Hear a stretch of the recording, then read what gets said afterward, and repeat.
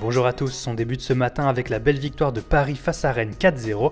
Le PSG revient à 3 points du leader niçois et selon l'équipe, le champion de France a enfin retrouvé son meilleur niveau ce dimanche soir. Une embellie à confirmer après la trêve internationale face à Nantes et surtout Arsenal.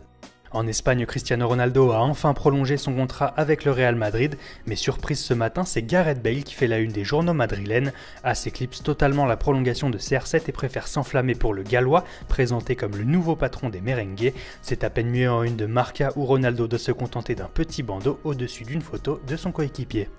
Et comme souvent avec Ronaldo et Messi, quand l'un est en difficulté, l'autre flambe. En Catalogne, sport n'a Dieu que pour l'Argentin qui a sorti le Barça d'une bien mauvaise passe sur la pelouse de Séville. Avec un but et une passe décisive, Saint-Messi a permis aux Catalans de l'emporter et de recoller à 2 points du leader, le Real Madrid. De l'autre côté de la Manche, c'est Liverpool qui s'est installé en tête de la Première Ligue après un festival offensif contre Watford.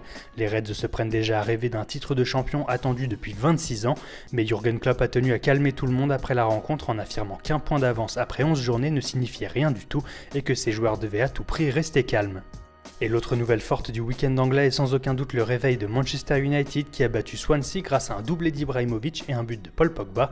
De quoi soulager Mourinho? Pas vraiment, puisque le Special One a préféré retenir le mauvais état d'esprit de 2 de ses joueurs qui ont refusé de jouer la rencontre. Plus d'infos à ce sujet à retrouver sur le site.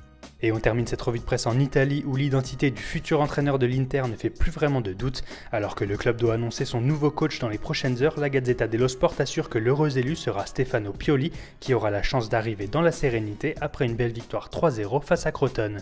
Voilà, c'est tout pour aujourd'hui, bonne journée à tous sur Foot Mercato et rendez-vous demain pour un nouveau tour d'horizon de la presse sportive.